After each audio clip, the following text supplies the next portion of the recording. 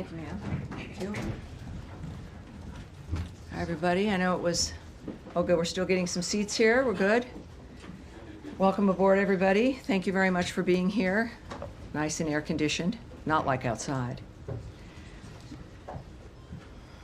So I do have a few announcements, of course, as you might imagine, and then we will, the Imperial we, will take your questions. Thank you all for being here. I do appreciate it. Under the leadership of President Trump and Secretary Marco Rubio, the United States continues to pursue a clear-eyed foreign policy that prioritizes the safety, prosperity, and global standing of the American people. Last week, the department welcomed delegations from the Democratic Republic of the Congo and Rwanda to Washington to support implementation of the June 27th peace agreement, led by senior advisor Boulos. These discussions focused on regional security, cooperation, and economic development, critical pillars for achieving lasting peace and prosperity in the Great Lakes region. And today, Denmark, Norway, and Sweden announced they would fund an additional $500 million package of U.S.-made equipment for Ukraine. In addition, yesterday, the Netherlands announced it will fund the first package of U.S.-made weapons and munitions, including Patriot missiles, worth over $500 million. Together, these deliveries total over $1 billion of life-saving, top-of-the-line American equipment that, as noted by Ambassador Whitaker, will allow Ukraine to, quote, protect critical infrastructure and civilian lives while also staying in the fight until a lasting ceasefire happens. These commitments deliver on President Trump's initiative to facilitate billions of dollars in investment to the United States defense industry and create American jobs while ensuring Europe can ultimately defend itself long term. Additionally, today, the State Department published a temporary final rule in the Federal Register. I know that sounds kind of bureaucratic-like for everyone watching at home. This is to implement a visa bond pilot program under the Immigration and Nationality Act, consistent with Executive Order 14159, beginning August 20th. Nationals of Malawi and Zambia applying for B1, B2 business and tourist visas will be required to post a bond of up to $15,000. This targeted common sense measure reinforces the administration's commitment to U.S. immigration law while deterring visa overstays. Now, turning to our disaster response for the Philippines.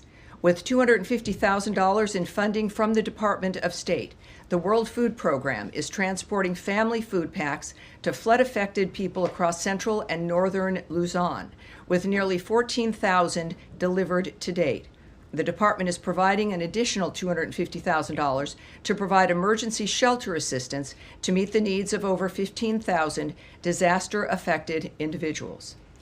Finally, President Trump is signing an executive order today establishing a White House task force on the 2028 Summer Olympic and Paralympic Games.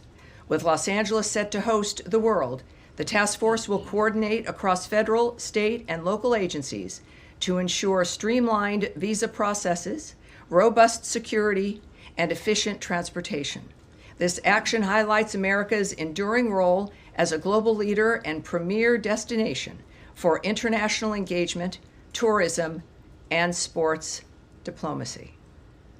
All right, so a bunch of stuff there. I am looking forward now to taking your questions. And we'll start here. Yes, ma'am. Nice to see you up here as opposed to further back. Welcome aboard. Very revolutionary. And you know, before you begin, I do want to announce everyone who is in the front row today. As we know, we have guests as well as regular attendees here in the room for our front row. First, we have Mal MacIver Sheridan with Kyoto.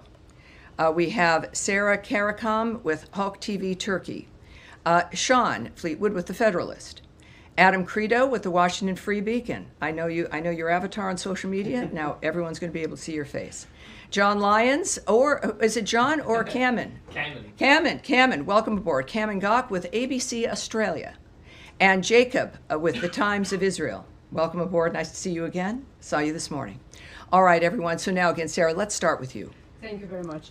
I want to start with Syria. SDF military leader Mazlum Abdi recently stated that Syria should adopt a decentralized structure where all groups have the right to self-governance. He added that a centralized system has already failed.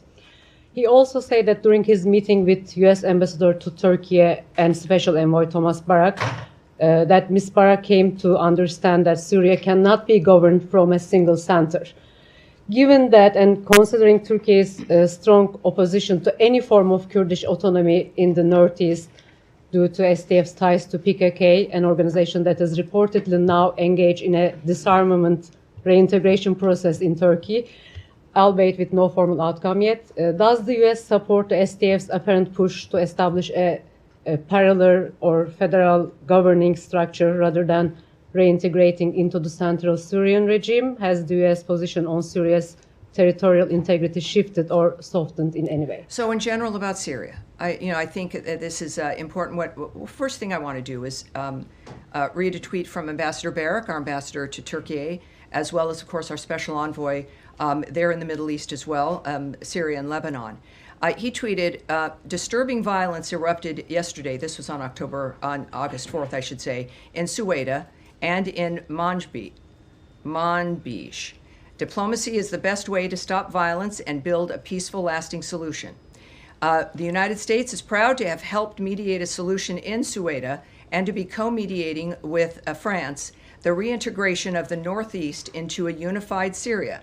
The path ahead belongs to Syrians, urging all sides to uphold calm and resolve differences through dialogue, not bloodshed. Syria deserves stability. Syrians deserve peace. When it comes to, I guess you're asking about Turkey and the single center governance, did you change your stance on that? Well, no, first of all, Ambassador Barak continues to engage all parties to ensure security and calm for all Syrians. But we are continuing to support dialogue with the Syrian government and the Syrian democratic forces aimed at integrating the SDF into the Syrian military. Of course, we welcome all productive meetings between the SDF and President al-Shura. We also support the SDF's intent to transform the current ceasefire in northeast Syria into a comprehensive and lasting peace. And of course, it will be up to Syria and the new government to move the country toward peace and prosperity.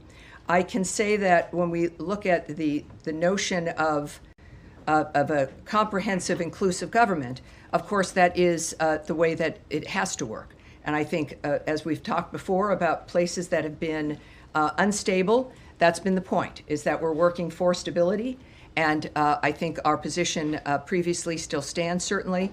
And we continue with democracy being vitally important, as well as diplomacy when it comes to the nature of how we solve the problems there. A short follow-up, please.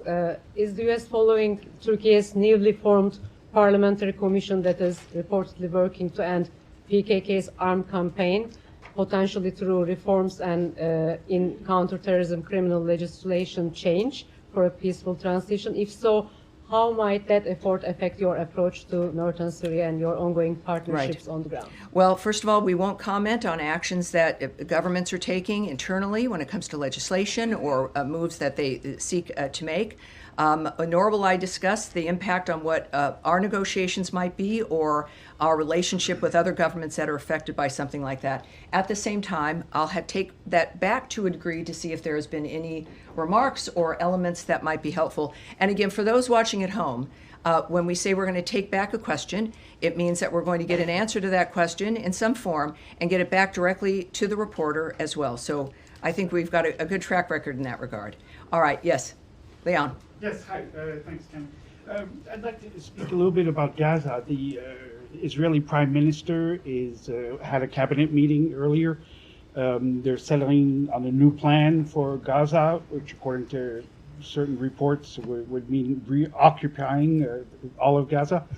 What is the State Department's position on that? Would you support an occupation of all of Gaza? Well, of course, you know what we're focused on still, getting the hostages out after what we saw with videos over the last couple of days. It is a reminder to people about the evil that has been running this terror operation in Gaza via, of course, through Hamas. What I can tell you is that we would refer you in that instance regarding Israel's plans to the government of Israel. And regarding that reporting, again, reporting is one thing, real plans might be another. We are not in the business of interpreting statements from foreign governments when and if they're made. We do remain focused on freeing the hostages, including the remains of 2 Americans, and ensuring that Hamas never rules Gaza again. All right. Yes, sir, from Australia. Thank you, Tammy. For a country like Australia, even though we have a free trade agreement, we're now being hit with tariffs. The US is reviewing the AUKUS submarine agreement, and it seems our Prime Minister can't even get a meeting with your President. What does this say about the way the United States now views some of its relationships with its traditional allies? Well, I don't speak for President Trump, right? He's made clear his intentions and his efforts around the world. Here at the State Department, of course, we speak for the view and approach of Secretary Rubio. What I can say, though, is what President Trump has said publicly, which is that in the beginning of the tariff framework, it was to even the playing field, and then, yes, move into negotiations with countries around the world. So for more details about the timing and plans and conversations, I'd refer you to the White House. What I do know, of course, is that we enjoy a terrific relationship with Australia. We always have, and I think we expect to have that continue. I can say that our alliance has never been stronger or more important. We share the same values, beliefs, and goals. We have fought, of course, side by side in battles over the last 100 years. But I think that for President Trump's approach and attitude, it really is about America being as strong as she can be, which matters to the rest of the world and informs all the rest of our alliances and partnerships. For our nation to be strong and as secure as we can be. Certainly, Australia and all of our partners around the world recognize this. It's been, I think, a very long time, which is why many people have been surprised that we're going to have conversations like this. We've seen his success, the money that has come into America as a tremendous supplier and supplier of goods around the world. So I think that that's what we can expect for Australia, as we do a number of other countries, of which we'll have the pleasure of being able to speak with the president and make their own arrangements as well in that regard. All right. Thank you, sir. All right. Yes, sir. Thank you, Mr. Bruce. So in recent weeks, we've seen the release of previously classified documents showing that then President Obama and his intel chiefs weaponized a 2017 Intel Community Assessment to push the lie that Trump colluded with Russia in the 2016 election. And in this ICA, which showed at the behest of Obama's intel chiefs, included weak and misinterpreted intel to push the notion that Russia wanted Trump to win the election. Mm-hmm. Meanwhile, the ICA did not include evidence showing the opposite. Many media and the Democrats have since clung to the Senate Intel Committee report and then Senator Rubio's work in drafting that report that said the ICA was fine and that they agreed with Obama's intel chiefs that Russia intervened to help Trump. So my question is, does Secretary Rubio agree with the media and other Democrats that there was nothing improper about the creation of the ICA, or do the recent documents that have been released change his views about the assessment? Well, I put out a statement myself responding to this when it first came up, and I've found that for you. But I would say that this, in some ways, explains, of course, the vehemence and the effort to try to keep President Trump from winning the last election. Because of the nature now of what investigations are occurring or may occur. This is what the American people voted for. We saw a great deal going on that was improper. And so we look forward, of course, to what these investigations reveal. Regarding Secretary Rubio, as then Senator Rubio, my statement was this, I think maybe over a week ago. If the legacy media were at all curious about the facts of the matter, they would have found from then Senator Rubio's own statement from 2020 concurrence with DNI Gabbard's consequential findings. Then Senator Rubio determined that the use of the Steele dossier was, quote, very troubling, but even more so, he was alarmed by the behavior and the actions of the FBI in pursuit of what has now been confirmed as a dangerous hoax. His statement revealed serious wrongdoing leading to one of the most infamous political scandals in American history, And of course, I think that at that time was appropriate.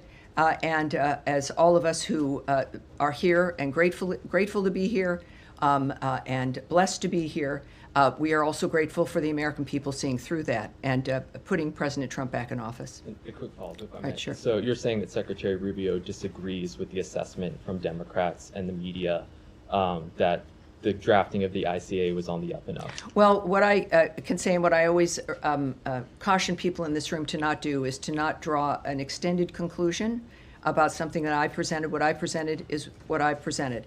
So I'm not going to expand more on that regarding what the Secretary thinks or might be considering. I won't get ahead of the Secretary in that regard. But I think it's pretty clear what his position is. Right, Daphne. Thank you so much. Just to follow up on my colleague's question on Gaza, Yes. Have U.S. officials spoken with Netanyahu about this potential plan for a complete military takeover of Gaza? I won't remark on any conversations whether or not they have occurred. Okay, and then Axios is reporting that Witkoff and President Trump discussed plans for the U.S. to increase its role in providing humanitarian aid to Gaza. What will this look like, and how quickly will the U.S. act? I know Trump has mentioned food centers. Where does that stand now? Well, as we all know, every few minutes things change. When we say something's fluid on the ground, this couldn't be a better example of the nature of how things are moving. I can tell you that after the visit from Special Envoy Witkoff and Ambassador Huckabee, they went at the behest of the president, who wanted people on the ground to be able to report back to him exactly what was happening. Most of us, of course, are relying on reports from various areas. They have reported back to the president. What I won't do is get ahead of what the president will decide about what he's heard and the actions that he will decide to take. He will, obviously, he'll make that known to everyone. But what we do know, of course, from the beginning is that humanitarian aid has been at the heart of our action, not just for Gaza, but around the world. In my topper, as we call it, I mentioned, of course, our current standing with the Philippines and assistance there. But we do know, of course, just as a reminder for people who might not know, Special Envoy Witkoff spent over 5 hours inside Gaza this last weekend to assess the situation and to begin planning the best way to deliver urgent food and medical care to Gaza. And while we don't have anything to announce at this point, obviously it's rather early regarding the end result of that, that still remains our priority. All right. Yes, sir. Thank you. Also on Gaza, Yes. the Free Beacon reported last night about mounting concerns about the Red Cross and its failure to assess the Israeli hostages that are still being held there, especially after Hamas's latest videos came out.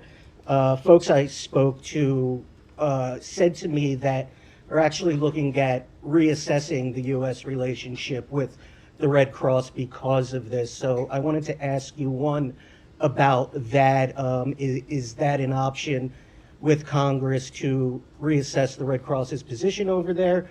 And two, what's your assessment of their job they've been doing in terms of accessing the Israeli hostages and providing them what appears to be much needed medical care?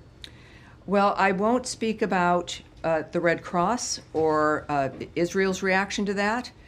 There's certainly many moving parts. We know that is part of the nature of what Hamas tends to do. I believe that there were some requirements for them to allow that, but I won't get into those particular details. Obviously, though, with what we've seen with those videos, I've referred to Hamas as monsters in this room. They are clearly a terrorist group. Their main support has been Iran, and they are on their heels now. Clearly, the Middle East is changing, and it is a change that President Trump has asked to be one that is a reflection of new ideas, of having this be a durable peace, not this vicious circle of it happening several times during each generation as though this was some new normal. We reject that. It is clear that the time is now to make the difference it is about, of course, the Israeli people. But the nationalities involved in October 7th, the way that this affects the world as they continue to contribute to try to make a difference, it's a world we all deserve better. So at this point, I would say that when it comes to what Israel's planning, we will have to wait and see. And again, what the decisions that President Trump will announce when it comes to what the way is forward will, based on his pattern, will come up very quickly, perhaps sooner than most of us can imagine. But there is, on the hostages, what we saw, it is an astoundingly evil reminder of who they are in the midst of the conversation around the world. For them to feel comfortable then putting on full display their barbarity and their inhumanity tells you that they seem to feel pretty comfortable at the moment. All of us, the world was appalled. I mean, there's just no other way to describe it. But our leadership clearly is involved in looking to the future, and that is one that the Gazan people deserve and that everyone in the world deserve. Andrea Mitchell. Thank you so much, Tammy. I wanted to ask you what the State Department or Secretary Rubio's position is on what to do with warehoused excess food from USAID, some of which has not spoiled, biscuits in Dubai, peanut paste, and whether that should be distributed. It's all been paid for by the taxpayers. So is there a view toward whether it should be incinerated or distributed or some combination? Is there a plan afoot? Well, there's many moving parts, I can say. There is a dynamic involving various different considerations regarding expired food, regarding our Mexico City policy when it comes to certain items as well. And food, we discussed this before, but it's worth repeating. We have food that is purchased, meant to be distributed to specific locations. And then there is food in various locations around the world that is for global emergencies, that sits. And it's food that is meant not to be moved. It's food to be there if there is an emergency where people have to be fed in a quick way with food that is sustainable and and that can be maintained for an extended period of time. But that is food. It's all right. That's the electronic world. It's food that is meant to not be moved. But then there's food, of course, that is there, that is stored in certain places, that is meant for a location. And that moves out and it gets distributed where it should be. But if food is spoiled, it will be destroyed. We are not going to distribute food that is expired. If there is food that is meant for emergencies that has expired, we'll deal with that also accordingly. Is there any circumstance under which the State Department would countenance destroying unspoiled food for some reason? Well, I again don't know of all the circumstances. I can say that there could be a reason of all the things that exist around the world, whether it is the inability for us to move it, a refusal of a government to allow us access or to move it to another country. I can't speak. There are many, many different fronts about why certain decisions are made. What I can tell you is what I've watched over the last 6 months are people who've been here for years, sometimes decades. I see you, sir. Keep your hand down. Thank you very much. Of people who've worked here on these issues for a very long time, others of us who are new because of the election. And the focus has been on how can we make these things work? How can we save enough of whatever the issue is? If it's about funding, if it's about food, if it's about what do we need, how can we make it work, but within the smartest, fastest, most nimble way to be able to help as many people as possible. No one is sitting in a room thinking, how can we destroy as much stuff as possible? That's not our goal. I've spoken in this room many times about the impact of the people who are Foreign Service officers and who are civil servants, who've dedicated their lives, their professions, to making a difference for people around the world. They are still here. They still care deeply. And we are here to try to manage, right, the largest, the most amazing government in the world and what we can do for the people around the world while still paying the respect and the deference to the American people and what they deserve first, so that we can remain the powerhouse and the helper and the friend that we are around the world. So each situation is different, but our goal is to make sure that we do remain in the foreign aid business. We remain a facilitator of things that the world needs. Many people probably didn't know that we have these food stores around the world waiting in case something happens. But we need to be able to facilitate that, and we're doing so transparently. We discuss this with you, and that's what I know about the people who work here. All right. Yes, sir. Thanks, Tammy. Over the weekend, the State Department confirmed that Khamis Ayad, a Palestinian who died due to complications from smoke inhalation after trying to put out a fire started by allegedly Israeli settlers in a village in the West Bank, confirmed that he was a U.S. citizen. Is the U.S. State Department calling on Israel to investigate this death? Has this issue been raised with Israeli authorities? Well, we have made comments before. There have been, it's a violent situation. There have been a few Americans who've passed in this kind of a dynamic, certainly also one in Syria. Our first priority, and it's not a motto or a slogan, is the safety and security of Americans everywhere. So certainly here at home, but also abroad. We know that when a death occurs in a foreign country, it's that foreign country's prerogative, right? They will be doing an investigation. We have called upon Israel to investigate, of course, each of these instances that they are, and that we wait to see what those investigations will be, and that's the case here in this situation. There's a great deal we of course still don't know, but that is something. To say we're following it is an understatement.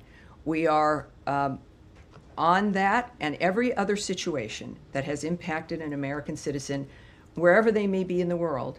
And then once those local investigations are done and we take a look, again, this is a DHS issue, if you will, when it comes to investigations, or the FBI. But as each one of these situations move forward, I will keep everyone up to date. All right. Yes, sir. Thanks, Tammy. Yesterday, Speaker Johnson was in the West Bank, which he referred to as Judea and Samaria, and said that it rightfully belongs to the Jewish people. Is that official U.S. policy? And if it's not, what is U.S. policy towards the West Bank? Well, I have said this about other diplomats who've spoken their minds, including Ambassador Huckabee. Certainly, that's not... if there's a policy in that regard, you would hear it from me. So I think I can say that. I'm not going to speak for him or characterize his words in any certain ways, but clearly that is his opinion. But it's not the opinion of the U.S. government? Well, I'm not going to speak about opinion of the government, and if there's a policy regarding the status in any region of the world, but certainly in the Middle East, I would wait to hear it from Secretary Rubio and President Trump. All right. All right. Yes, sir. Alec? I want to move to Special Envoy Witkoff's One, upcoming trip, Nadia, if I may. please, go ahead. Special Envoy Witkoff's upcoming trip to Russia. How much you guys are hoping to achieve, given the fact that there are reports that Russia is not, prepared to give up their claims other than partial ceasefire? Well, first of all, the president has noted, of course, that Special Envoy Witkoff will be traveling to Russia this week, so we can confirm that from this podium. What that will entail, I have no details for you. And as you know, this is happening in front ahead of forthcoming sanctions on Russia. Can you fill us in on? Well, are you saying that? Are you declaring for the United States government there's going to be more sanctions on Russia? I'm not sure. I would say I would need to hear that from President Trump. When it comes to, clearly the president's not happy with Mr. Putin and Russia, but he remains committed to diplomatic solutions. I would say that we've also seen a remark, perhaps a reflection of possible secondary sanctions regarding the sale of oil. People who are countries that are buying Russian oil. And that has been openly discussed by the president. But when it comes to things that are decided, we would wait for the president to say that. On that line, Tammy, do you have any response to Indian Foreign Minister's statement saying that they are not going to change their position on oil purchase from Russia. And adjacent to that, Ukrainian leadership today announced that they actually flagged India-made parts that they found in Russian drones. Do you have any reaction? Well, again, I won't speak for what the president would think about those things. We do obviously have Envoy Witkoff going to Russia. We are committed on that end. I will not characterize or remark on another nation's comments about what they will or will not do. I can barely do that here. But I do know that, of course, President Trump understands the entire field. And he has made it very clear he doesn't like what's been happening. He is a man who is a humanitarian.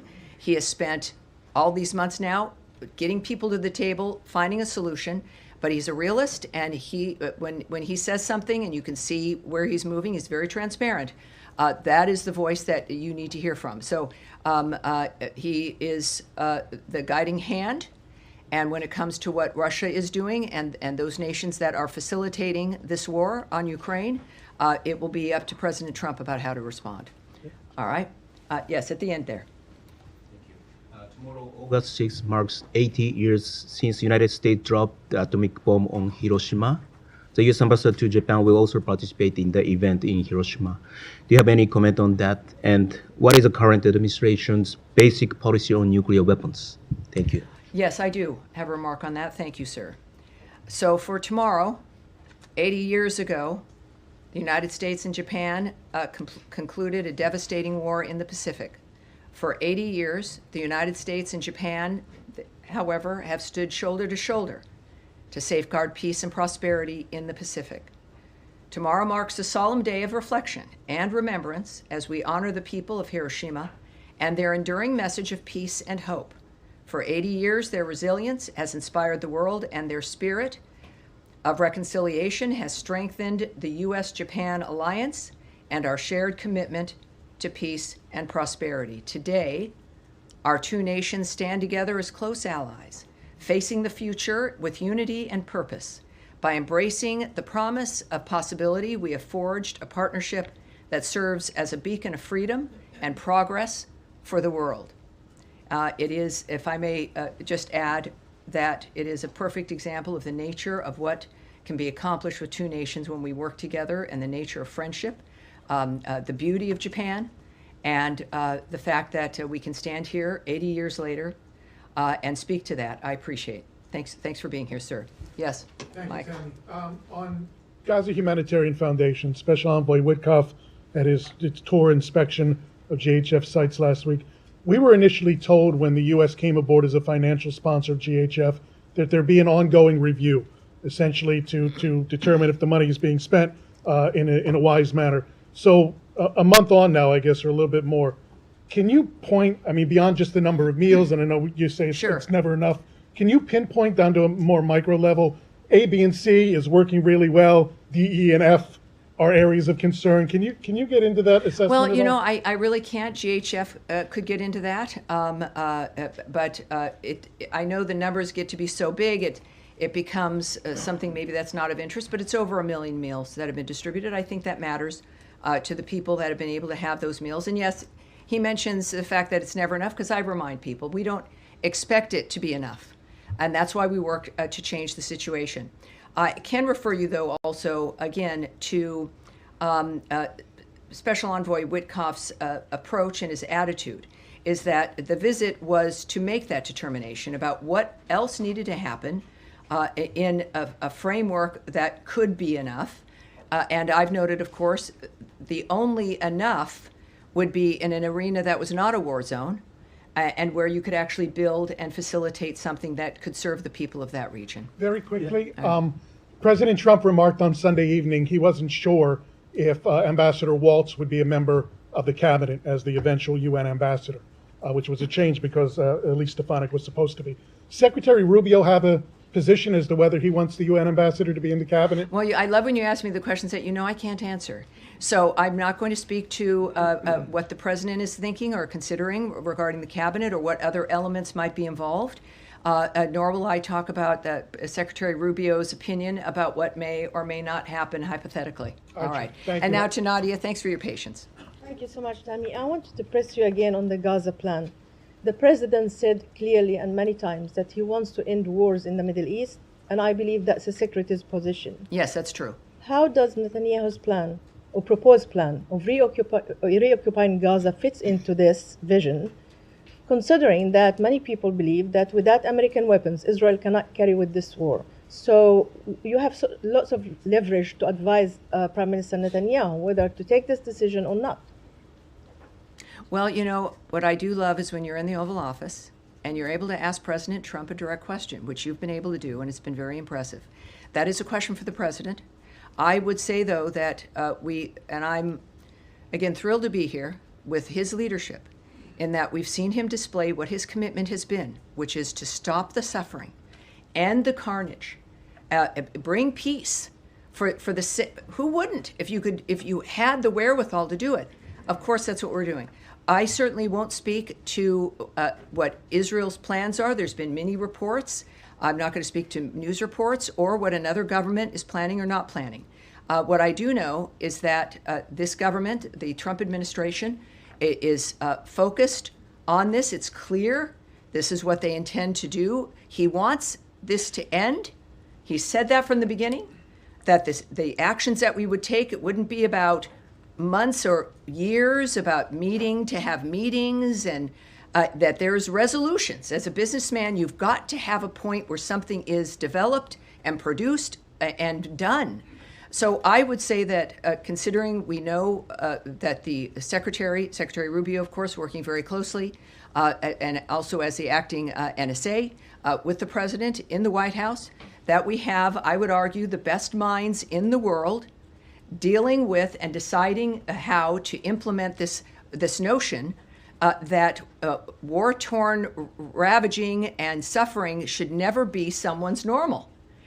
That's what we will see from President Trump, Secretary Rubio, and this entire government as a whole. But if we certainly won't comment on hypotheticals or speculating on what that might mean. The good news is you'll hear it right from them in a variety of different formats. And that it's an exciting time to watch this. It's heartbreaking most of the time. It's exciting and hopeful part of the time. And I think we're going to get there. And Ambassador Huckabee, how do we know that he's speaking his mind as an opinion and when he talks about U.S. policy? Because he reports to the secretary. So as a reporter, how do I know if he's just expressing his opinion about the settlement being part of Israel and when actually this is a policy, if the president or the secretary did not articulate that? So we're getting into a little bit of a conspiracy dynamic here. It's not really. But here's why there's this podium. We have a very particular structure, that the president speaks on the tarmacs. He has gaggles. Caroline Levitt speaks for the approach of the president in the White House. I am here speaking regarding the approach as the voice of the State Department, regarding what our plans are. I obviously can't say everything to you. That's very apparent. But I endeavor to say as much as I can to give you details. There is no one in the world who is randomly going to be speaking about policy that is not evident, that you have not heard from, or is a policy of the State Department or the White House that is not either evident to you, has been said, has been put in a paper, a release, an op-ed, a readout. I would urge you to focus on the centers that have been created to offer what the policy of the State Department or of the White House, this government is. It's very obvious, and yet, of course, people will speak their mind. I would ask you to take everyone's comments as in that kind of situation as their opinion and speaking their mind. And it's why we love the diplomats of this country. We have some very smart, caring, passionate people. And he's one of them, and I adore him. Yes, sir, in the middle. Thank you. Thank you very much. I have two quick questions. Why are you so concerned about the militias bill in the Iraqi parliament? If passed, what will be the implication from American side? So the Iraqi militias in the parliament? Yes. I've got something for you regarding a bill. Is that are you alluding to the Yes. bill that has, all right, well, there's been some movement on that for those who might not know. There is a bill that has further institutionalizes armed groups associated with terrorist groups and Iran-backed groups, including several that have attacked U.S. interests and killed U.S. personnel. This bill, by the way, we strongly oppose any legislation that is inconsistent with the goals of our bilateral security assistance and partnership that runs counter to strengthening Iraq's existing security institutions. We support genuine Iraqi sovereignty, not legislation that turns Iraq into an Iranian satellite state. So, you know, that's our opinion regarding the bill. We also, can I say that, I think that's as much as I can say in that regard. That's as much as I can say today, but I'll be back with you Thursday and we'll likely try to have as much more as I possibly Second can. question. This week, we remember the Yazidis who were targeted for genocide by ISIS terrorists 11 years ago. 1,000 lost their lives. At least 3,000 remain missing. How important do you think it is for all refugees to be able to return home to Sinjar? As you know, Sinjar is now under the control of the militias. It feels, you know, people will remember that. It feels like it was a million years ago, but it was a horrible dynamic that transpired as we watched these Yazidis targeted by ISIS. That time when ISIS was just a cancer running around the world effectively, but certainly through the Middle East, destroying people's lives. We were told that it would take 30 years to get rid of ISIS, that Muslims would be upset, as though Muslims like what's going on with this. They don't.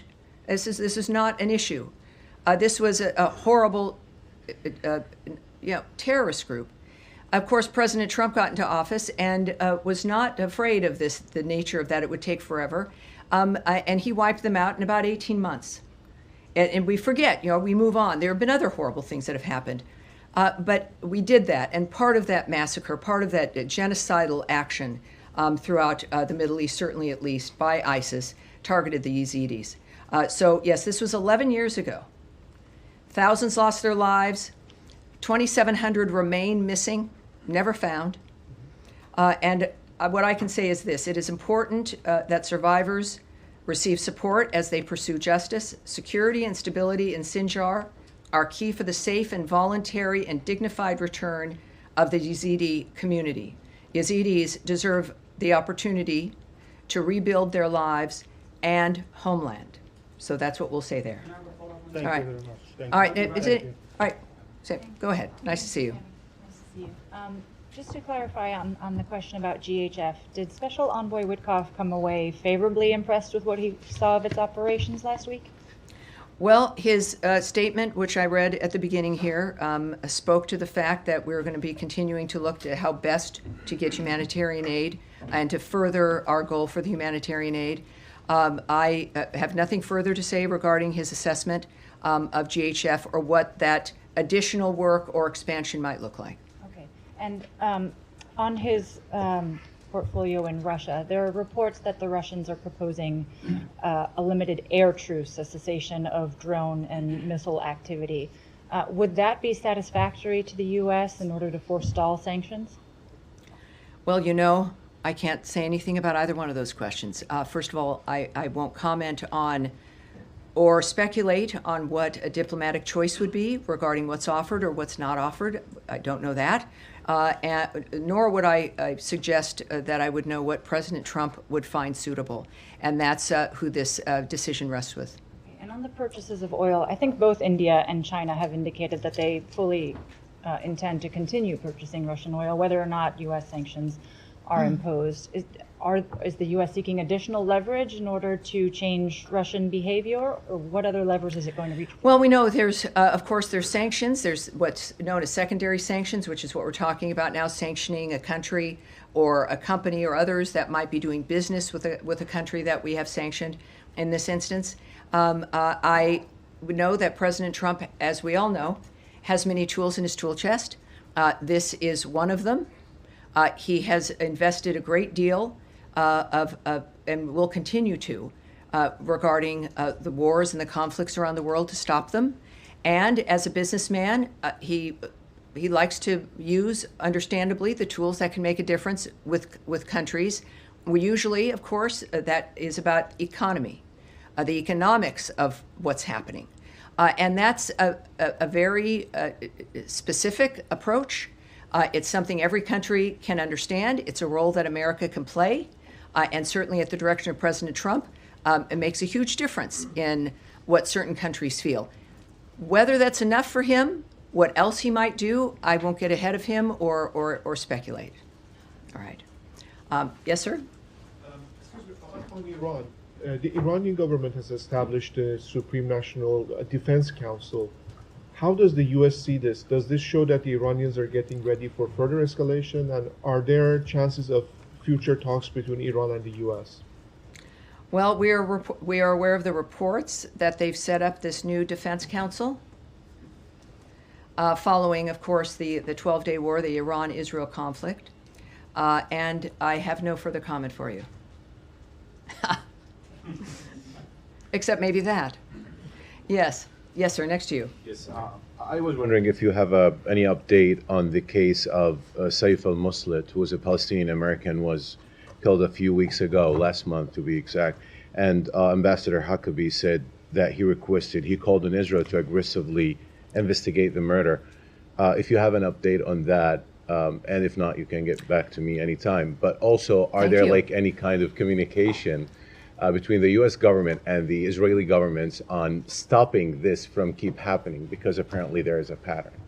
Well, I don't have anything new for you, but the initial posture is strong and remains, which is our expecting to see an investigation that comes with results. And of course, we are constantly engaged with Israel. I can't speak to exactly what those conversations are or on what topics, but it's been obviously made very clear that we expect some information and a resolution to the nature of what occurred. And obviously, when we learn that, we will take further action. So I can't give you the details in this regard. I can tell you it should be a given that any place, and we've demonstrated this throughout the administration, throughout certainly Secretary Rubio's remarks and his actions, as well as President Trump's, that we are trying to stop conflicts. We are committed to ending carnage and death and destruction around the world for everyone, but certainly this is from a president whose America First policy recognizes the value and the importance of this country in increasing the value and importance of every other nation around the world. But that is, in our unique position as Americans in this country, reliant on the United States of America being as strong and as capable as possible, because the world has seen our nature, and that is to stop wars, deter them, try to have ceasefires, have peace around the world. And his commitment domestically, as you've seen, and a whole of government effort, not just around the world, but here at home, to make sure that Americans are safe everywhere, including at our border, in American cities and towns, in large urban areas, that Americans here in the United States, we deserve a better life. That is why President Trump was elected. It is what Americans voted for. But we also expect for Americans to feel that wherever they are in the world. So yes, I think it's safe to say, not that I've been a party to the conversation, that it's clear to the world that we expect Americans to be treated well, to be safe, and if something happens horribly, to have it be dealt with appropriately. That is, I think, the bottom line when it comes to when we say here at the State Department, the safety and security of Americans everywhere is our top priority. We're not kidding. And neither is the president, and neither is Secretary Rubio. That is it for today. Everyone, thank you very much. I appreciate it. We'll be back with you on Thursday. Thank you. Have a great day.